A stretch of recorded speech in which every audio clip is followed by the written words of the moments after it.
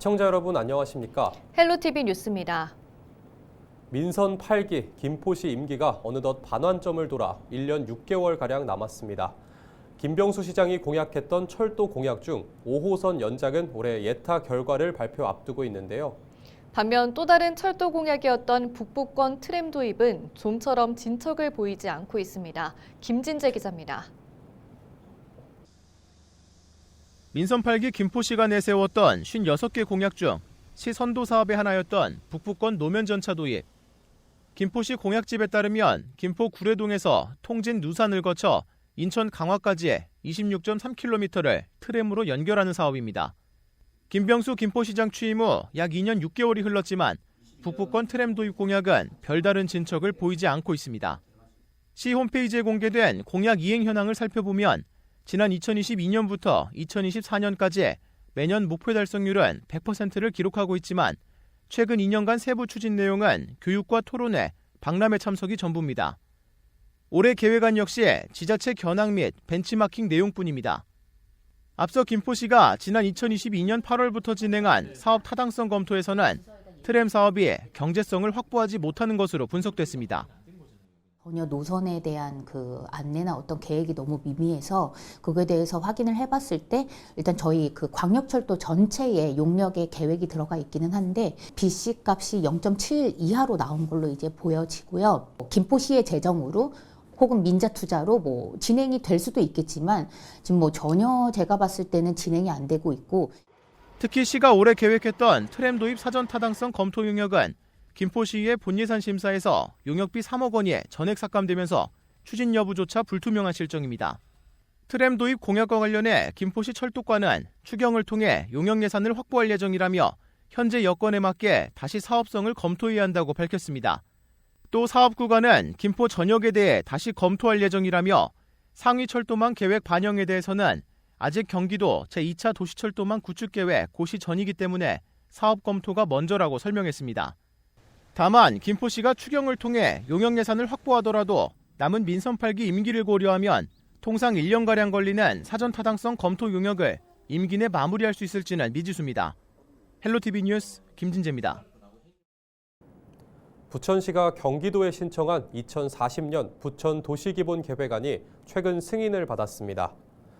부천시는 통계청 인구 추계치와 3기 신도시 개발 등을 고려해 현재 인구 80만 명 수준에서 9만 명이 증가한 89만 명을 2040년 목표 인구로 잡았습니다.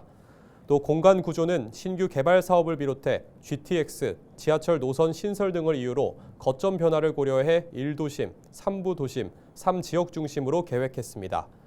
생활권은 3개 권역으로 나눠 대장 춘희 권역은 노후 공업지역 정비와 역세권 활성화, 중상동 권역은 노후 신도시 정비와 문화행정 기능 강화, 부천 소사 권역은 도시재생 활성화 등을 중심으로 한 균형 발전 전략을 제시했습니다. 부천 도시기본계획은 이달 중 부천시 누리집을 통해 공개됩니다. 경기도가 부천시에 대한 종합감사를 실시합니다.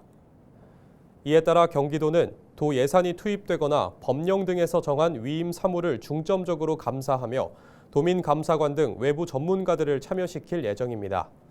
또 오는 14일까지 감사위원회 누리집과 현장에서 제보를 받을 예정으로 민원조사와 공익제보 등 여러 경로로 접수된 자료를 감사에 활용할 방침입니다. 제보 대상은 도민 불편사항과 공직자 위법, 부당 부패 행위 등에 대한 사항이며 수사나 재판 연관, 사적 관리 관계, 사생활 침해, 이미 감사 중인 사항은 제외됩니다. 부평구가 봄철 산불 피해를 최소화하기 위해 산불 방지 대책을 수립하고 대책본부를 가동합니다. 부평구는 산불이 집중되는 정월대보름과 청명, 한식 등 입산자가 많아지는 시기를 봄철 산불 조심 기간으로 정하고 예방에 집중할 계획입니다. 이에 따라 산불 전문 예방 진화대를 채우게 취약 지역에 감시 인력을 배치하는 한편 홍보물을 배부하고 주민 대상 캠페인을 병행합니다. 김포시가 지난 3일 제10기 청렴시민감사관을 위촉했습니다. 청렴시민감사관은 김포시민 14명으로 구성됐으며 앞으로 임기 2년 동안 김포시의 주요 정책과 행정 전반에 대한 감사 활동에 참여하게 됩니다. 주요 활동 내용은 시민 안전을 위한 대형 공사장 안전점검, 자체 감사 처분 사항에 관한 자문 및 건의, 위법 부당한 행정 사항에 대한 시정 건의 등입니다. 영하의 맹추위가 기승을 부리면서 밤사이 서울 지역에서 수도 계량기 동파 사고가 잇따랐습니다. 서울시에 따르면 4일 오후와 5일 새벽 사이 서울의 수도 계량기 동파는 23건이 발생했습니다. 이는 지난 3일과 4일 발생한 14건에 비해 2배 가까이 증가한 수치입니다. 파손된 계량기는 모두 복구가 완료됐으며 수도 간 동결 피해는 발생하지 않았습니다. 서울시는 비상근무 52개 반 181명과 순찰 156명 규모의 한파 상황실 운영을 통해 한파에 대비하고 있습니다. 서울시가 오세훈 서울시장의 규제 철폐 1호인 상업 준주거지역 내 비주거시설 비율 완화에 나섰습니다. 현재 서울 시내 상업지역 내 주거 복합 건축물의 비주거시설 비율은 조례상 연면적 20% 이상입니다. 서울시는 이 같은 비율을 앞으로 10%로 낮추고 준주거지역은 용적률 10% 이상을 아예 폐지하는 방안을 추진하기로 했습니다. 다만 이미 지구 단위 계획구역으로 결정된 177곳은 계획 재정비를 통해 규제 폐지가 가능한 상황이어서 자치구별 재정비가 아닌 서울시가 일괄 정비하는 것으로 추진할 방침입니다. 이번 지구 단위 계획 변경안에는 지난해 용적률 체계 개편에 따라 허용 용적률을 조례 용적률의 1.1배 상향하는 98개 구역에 대한 재정비안 등도 포함됐습니다. 지난 12월 수도권 주택매매 거래량이 전달보다 7.1% 감소한 가운데 전월세 거래량은 12.5% 증가했습니다. 국토교통부 주택통계를 보면 지난 12월 전국 주택매매 거래량은 45,921건으로 전달보다 6.5% 감소했는데요. 수도권 주택매매 거래량은 235건으로 전달보다 7.1% 감소한 것으로 나타났습니다. 같은 기간 전월세 거래량은 다른 모습을 보였습니다. 지난 12월 전국 전월세 거래량은 21만 7,971건으로 전달보다 14% 증가했고 수도권 전월세 거래량도 14만 3,494건으로 전달보다 12.5% 증가한 것으로 나타났습니다. 소비자 물가 오름세가 멈추지 않고 있습니다. 통계청이 발표한 2025년 1월 소비자 물가지수는 115.1로 전달보다 0.7% 상승한 것으로 나타났습니다. 품목별 동향을 보면 농축수산물이 전달보다 2.2%로 크게 올랐고 상품과 공업제품이 전달보다 각각 0.7%와 0.4% 올랐습니다. 이와 함께 전기와 수도, 가스는 0.3%, 집세와 공공서비스는 각각 0.1%와 0.8% 올라 물가 상승을 이어갔습니다. 집안 침하로 1년 넘게 중단됐던 서울 지하철 7호선 인천 청라 연장선 공사가 재개됩니다. 인천시 도시철도건설본부는 지난 2023년 10월에 지하수 유출과 집안 침하로 공사가 중단된 7호선 인천 청라 연장선 609 구간에 대해 토목학회 용역과 국토교통부 승인을 거쳐 오는 7월부터 재개할 계획이라고 밝혔습니다. 이를 위해 지난해 하반기에는 지하수 유출을 최소화하는 차수 공사를 완료했고 다음 달부터 3개월 동안 청라 국제도시역 주변에서 지질 환경 개선 공사를 진행할 계획입니다. 또 개통에 필요한 열차 회차선을 004번과 005번 정거장 사이에 추가로 건설하기 위해 설계 변경도 진행합니다. 다만 이번 공사 차질에 따라 1에서 509는 오는 2027년에 609와 스타필드 청라역은 오는 2029년에 상반기에 각각 개통할 예정입니다. 경기도는 올해 주차 환경 개선 사업에 도비 165억 원과 시군비 554억 원 등 모두 719억 원을 투입할 계획이라고 밝혔습니다. 올해는 구도심 주택 밀집지 토지 확보 문제를 극복하기 위해 공원이나 유휴부지 등을 활용해 입체식 주차장을 만들 때 우선 지원이 이루어지도록 가점을 부여하기로 했습니다. 또 개방 시간 외 무단 주차로 인한 무료 개방 기피 문제를 해결하기 위해 차단기 설치와 안전관리자 의무 배치 등을 추진합니다. 도는 31개 시군 주차장 담당 공무원을 대상으로 사업 설명회를 한 뒤 21일까지 시군 신청을 받아 다음 달 중 지원 대상을 선정할 계획입니다.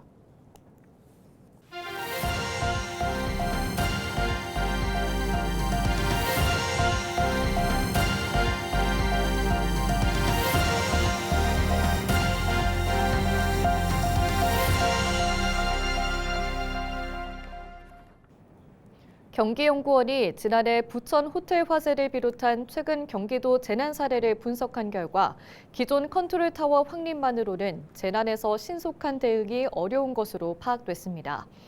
또 열악한 현장 대응 환경과 신속성 집착 등의 제약으로 단순 매뉴얼 중심의 대응이 한계를 드러내고 있으며 재난에서 필요한 정보가 충분히 제공되지 않는 문제가 발생하고 있다고 분석했습니다.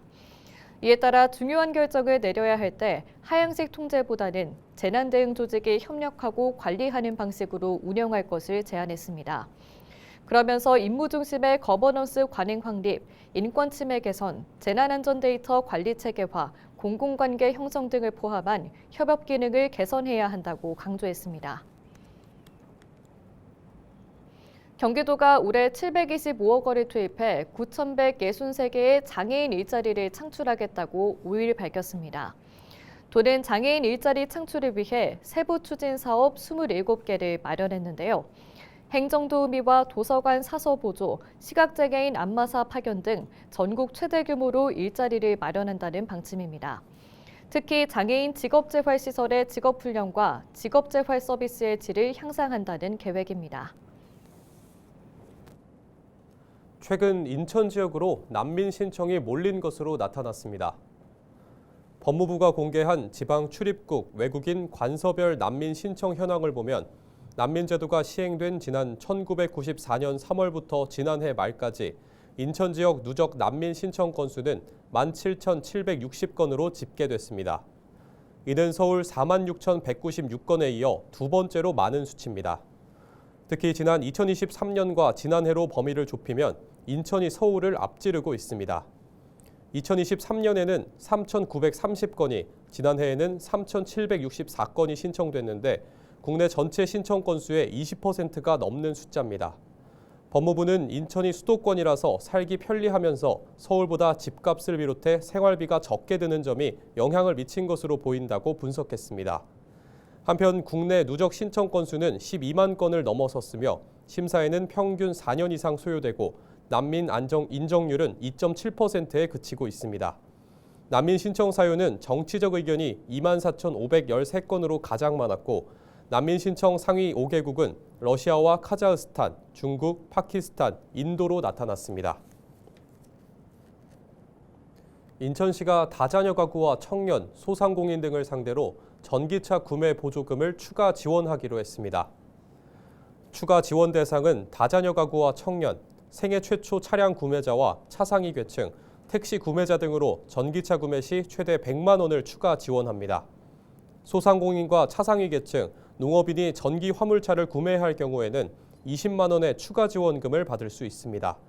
인천시는 올해 전기차 보조금 지원 사업에 약 360억 원의 예산을 투입할 계획입니다. 경기도가 올해 2,689억 원을 투입해 스마트 축사관리 시스템 구축 등 축산 정책을 추진합니다. 도는 2025년도 축산시책 추진계획을 마련하고 시행에 들어갔다고 5일 밝혔는데요. 우선 ICT 기반의 스마트 축사 관리 시스템 도입 등 경쟁력을 높이는 데 1,616억 원을 투입할 계획입니다. 또 축산 분야 탄소 중립을 위해 326억 원을 투입할 예정인데요. 가축재해 보험 등 290억 원을 투입해 피해 발생 시 축산 농가의 경영 안전을 지원할 방침입니다. 경기도교육청이 올해 임용시험 합격자 명단을 발표했습니다. 도교육청은 분야별 지원자 5천여 명 가운데 1,885명을 최종 합격자로 선정했습니다. 유치원은 80명, 초등학교 1,646명, 특수유치원은 53명, 특수초등학교는 106명입니다. 최종 합격자는 오는 10일부터 진행하는 직무연수를 거쳐 도내 학교와 유치원, 기관에 순차적으로 임용 예정입니다. 이상으로 뉴스를 마칩니다. 시청해주신 여러분 고맙습니다.